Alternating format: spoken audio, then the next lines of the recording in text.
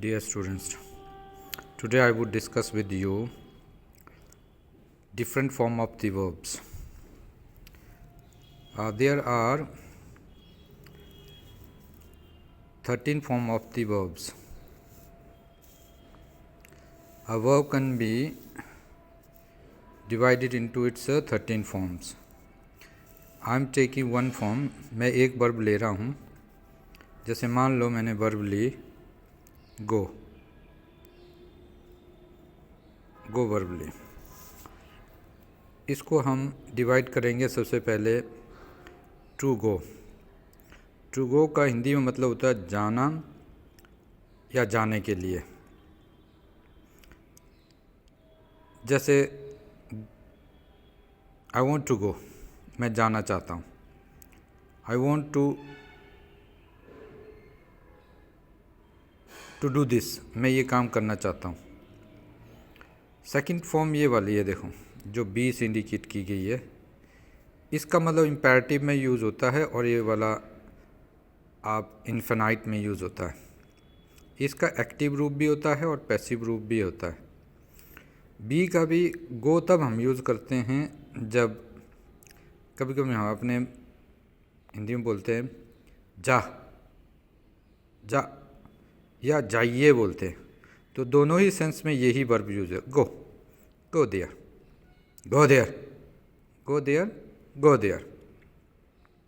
अब आती वर्ब की फर्स्ट फॉर्म.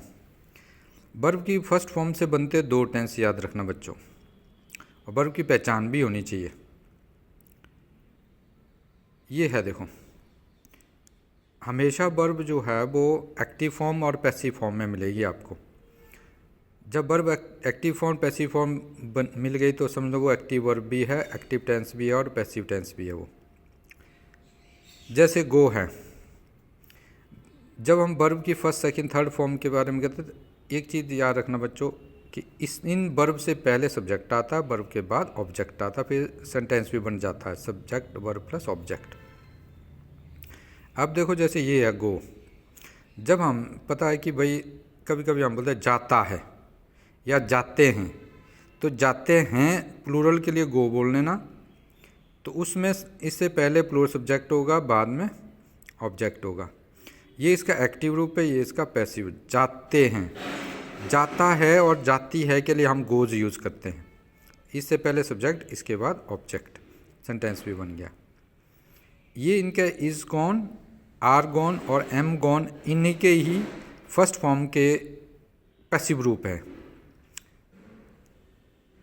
जाता है, जाता है, भेजा जाता है. तो ये इसके पैसिव रूप हो गए. फर्स्ट फॉर्म मैंने आपको बोला दो टेंस में यूज़ होती है. और फ्यूचर को पहचानने के लिए बच्चों शैल और विल के बाद हमेशा फर्स्ट फॉर्म में यूज़ होती है. शैल गो, विल गो. इसका पैसिव होता है shall be gone, will be gone. यहाँ भी लिखा नहीं है, थोड़ा सा इसको बनाया था आपको रफ जैसा. शैल गो, विल गो. जाएगा, जब गा गेगी आएगा. देखो यहाँ पे अब क्या होगा, ये जाना हो गया, ये जाइए, जाते हैं, जाता है जाती है, जाएगा गेगी यहाँ आता है. तो हो गया टेंस वर्ब की first form. Second form of the verb जो है बच्चों वो गो की होती है वेंट. वेंट का हिंदी में मतलब दो होता है बच्चों. सेंस की बात करते हैं, ध्यान दे रखना. सेंस ये वर्ड या बात कर रहा हूँ सेंस. गया, गई या गए तीनों के लिए, सिंगुलर के लिए भी यूज होगी, प्लूरल के लिए भी यही यूज होगी. तो इसका एक्टिव गया, गई, गए तब भी ये यूज होता है. और जब जाता था, जाती थी, जाते थे सेंस बन जाए तभी यही यूज होगा. ये इसका पैसिव रूप है. वॉज गॉन, वर गॉन इसका पैसिव रूप है. जैसे is gone, am gone, are gone जो है इसका फर्स्ट फॉर्म का पैसिव है. तो फर्स्ट फॉर्म को एक्टिव और पैसिव से ही पहचाना जाता है बच्चों. ऐसे ही सेकंड फॉर्म को भी एक्टिव और पैसिव से. ये वेंट जो है एक्टिव फॉर्म है और ये इसका पैसिव फॉर्म है बच्चों. लेकिन एक चीज़ और देखी होगी, कभी कभी बच्चों वुड के साथ फर्स्ट फॉर्म लगाने से भी क्या बनता है बच्चों, पास्ट इंडेफिनेटिव बनता है. तो इसका भी हिंदी में मतलब होता है जैसे वुड के साथ फर्स्ट फॉर्म लगी तो इससे भी क्या बनता है, जाता था, जाती थी. ठीक है बच्चों. और पास्ट इंडेफिनेट को पहचानने की एक डिड और डिड नॉट के साथ फर्स्ट फॉर्म आती है, ये इनकी पहचान बताई। तो बच्चे जो है वो फर्स्ट से किस किस की पहचान होगी, बिना शैल विल के हुआ तो प्रेजेंट इंडेफिनेट होता है, और शैल विल के साथ हो तो वो क्या होता है बच्चों, फ्यूचर इंडेफिनेट। ये हो गया पास्ट इंडेफिनेट की पहचान, देखो ये ठीक है। इसका मैंने हिंदी मीनिंग भी बताया जाता था, अब मैं लिखूंगा भी आपको दूसरे इसमें, ठीक है। उसके बाद आते हैं बच्चों थर्ड फॉर्म की ओर। याद रखना थर्ड फॉर्म जिसे आप बोलते हैं वो 4 प्रकार की होती है बच्चों, वो 4 काम करते हैं। प्रकार का मतलब होता है काइंड, मतलब 4 प्रकार के काम करते हैं। पहला वो वर्ब का काम करती है तो वो टेंस बनते हैं बच्चों। तो थर्ड फॉर्म से 3 टेंस बनते हैं, verb third form verb, third form verb. तो थर्ड फॉर्म दूसरा जो वो एडजेक्टिव का काम कर रहा है, तीसरा एडवर्ब का काम कर रहा है, एक नाउन का काम भी करता है। तो ये 4 रोल प्ले करता है, वो पहचानने आपने। तो जिस बच्चे को ये पहचान हो गई, रिकॉग्निशन आइडेंटिफिकेशंस हो गई, तो उसका जो बच्चा जो है वो रीडिंग, राइटिंग, लर्निंग, स्पीकिंग इत्यादि को कौन बोल रहा है, किस टेंस में बोल रहा है, एक्टिव में बोल रहा है, पैसिव बोल रहा है, कि कंप्लीमेंट्री है, कि जनरल फॉर्म में बोल रहा है वो। जैसे वो जो हैज़ गॉन और has been gone, has gone जो है बच्चों वो एक्टिव है, हैज़ बीन गॉन जो है इसका पैसिव रूप होता है इसका। तो ये प्रेजेंट परफेक्ट ही है बच्चों। तो थर्ड फॉर्म से बनते 3 tense, present perfect, past perfect और फ्यूचर परफेक्ट। एक्टिव भी बनते हैं, पैसिव बनते हैं, और साथ में कम्प्लीमेंट्री फॉर्म भी बनता है और पैसिव फॉर्म भी बनता है। तो हिंदी में मतलब हैज़ गॉन जा चुके हैं, या जा चुकी है, या जा चुका है। सेंस 2 बनते हैं, जा चुका है या जा चुका होता है, तब भी यही आता है ना। भेजा जा चुका है या भेजा जा चुका होता है, तब भी ऐसे है। इसमें हैव गॉन जा चुके हैं या जा चुके होते हैं, तब भी बच्चों हैव गॉन ही लगता है। ये इसका पैसिव हैव बीन गॉन जो है वो बच्चों भेजे जा चुके हैं या भेजे जा चुके होते हैं। तो ये सेंस निकलती है। तो मेन जो आप लोगों ने फोकस करना वो है सेंस के ऊपर, सेंस देखना। सेंस बड़ी इंपॉर्टेंट है आज, है ना। आजकल भी सेंसर यूज़ करते हैं, वो सेंस जब तक नहीं पकड़ा तो सेंस अगर नहीं हुआ ठीक तो सेंस सब कुछ खराब हो गया। ये हैड गॉन बच्चों फ्यूचर परफेक्ट है, देखो ये ऊपर वाला प्रेजेंट परफेक्ट है, ये फ्यूचर पास्ट परफेक्ट है, सॉरी ठीक है बच्चों। ये past perfect had gone active में जा चुका था या जा चुका होता था, दोनों सेंस एक ही से ही बनते हैं। हैड बीन गॉन भेजा जा चुका था या भेजा जा चुका होता था, तो एक सेंस बनते हैं बच्चों, इनसे बनते हैं, सेंस से बनते हैं। दूसरा देखो इसमें ये पास्ट परफेक्ट हो गया एक्टिव और पैसिव में, और ये भी फ्यूचर परफेक्ट एक्टिव, और ये एक्टिव है और ये इसका पैसिव है। यहाँ थोड़ा सा बिन आएगा तो ये इसका पैसिव रूप बन गया शैल हैव गॉन का, शैल हैव बीन गॉन।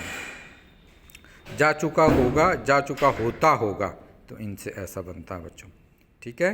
ये आप देखो इनका एडजेक्टिव रूप है, ये नाउन रूप है। ये जब एडजेक्टिव और नाउन रहेंगे तो ये नाउन का काम करते हैं। ये कब यूज़ होते हैं, जब helping verb is am are was were के बाद जो है वो ये यूज़ होते हैं, तो वो देखना पड़ेगा उसमें जो है वो, और फर्स्ट और सेकंड के बाद भी हम इसको यूज़ कर सकते, थर्ड के बाद भी यूज़ होते हैं। तो कौन सा सेंस है, ये एडजेक्टिव का काम भी करता है। एडजेक्टिव मतलब गुण बताता है, नाउन काम कर रहा है तो वो नाउन सब्जेक्ट ऑब्जेक्ट रहेगा वो, और वर्ब बता रहा है वो किसी काम के होने का बताता है बच्चों, ओके।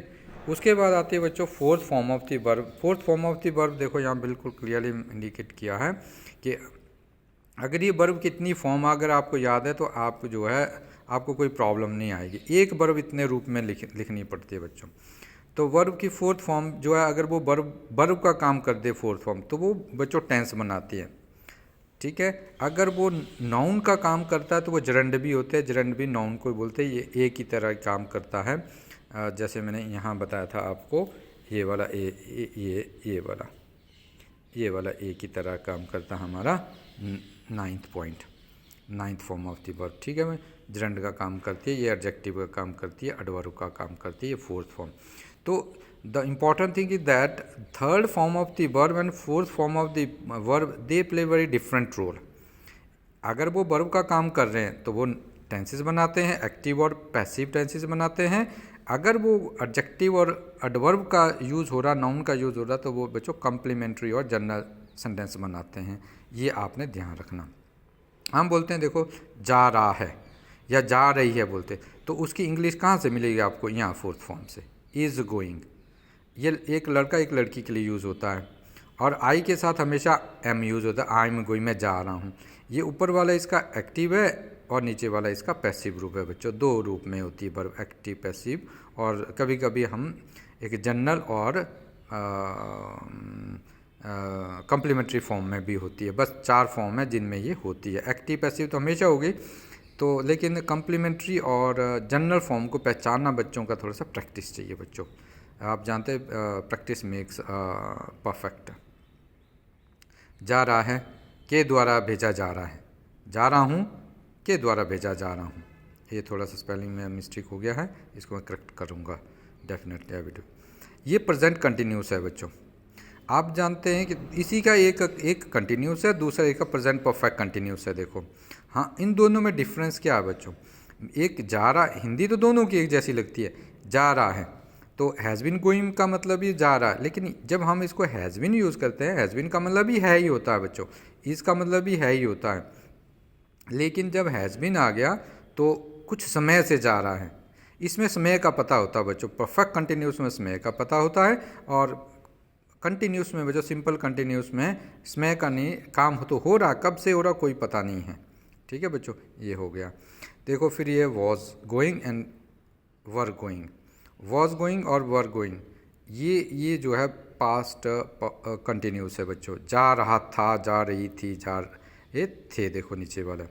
तो इसका मतलब दूसरा भी होता है, जा रहा होते थे, जा रहा होता था भी सेंस है। जो बच्चों ने एक चीज़ की मैं बात कर रहा हूँ वो है बच्चों सेंस आपने पकड़नी है। सेंस आदमी इस सेंस में बोलता है, कभी सिंपल सेंस में बोलता है मैं जा रहा हूँ, कभी कभी देखो आप बोलता मैं जा रहा होता था, ऐसा शब्द भी बोलते हैं।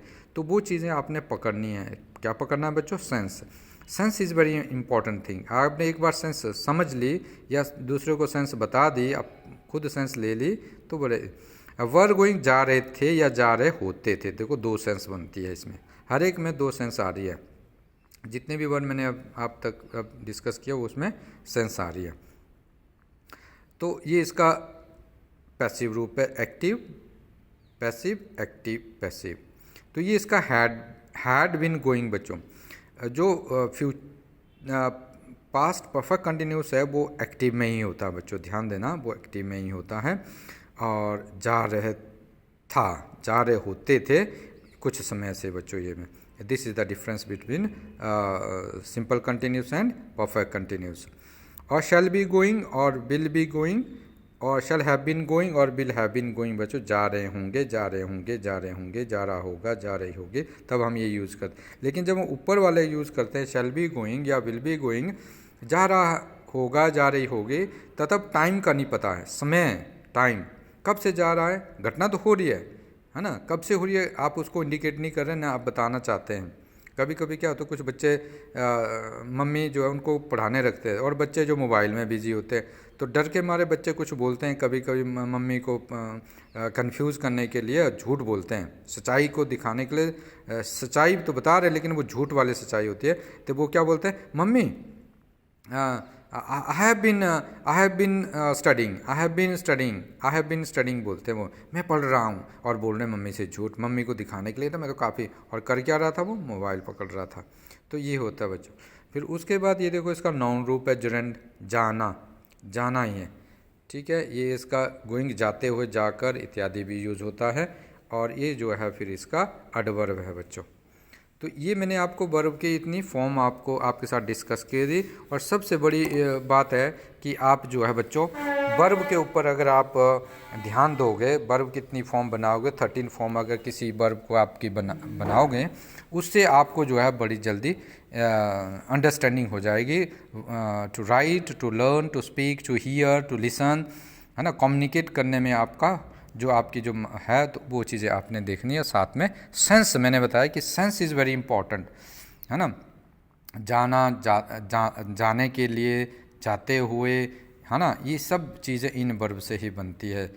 हैज़ गॉन है तो जा चुका है या जा चुका होता है, तो बच्चों का एक कन्फ्यूजन रहता है ट्रांसलेशन बाइलिंगुअल मेथड में कि भाई ये चीज़ ऐसा है तो ऐसा क्यों नहीं है। कभी हम जा रहा है बोलते हैं, कभी जा रहा होता है, तो आपने कन्फ्यूज नहीं है, तब वही वर्ब यूज इज़ गोइंग बोलो या हैज़ बीन गोइंग बोलो, दो में से एक चीज़ बोलनी है ना।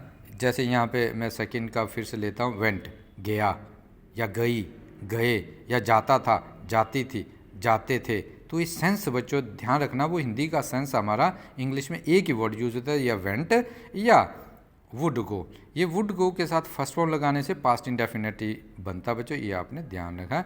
ये मैं थोड़ा सा आपको आज बताया, तो आप बच्चे सभी इसके ऊपर ध्यान देंगे और अपने आप में इम्प्रूवमेंट लाएंगे। Thank you.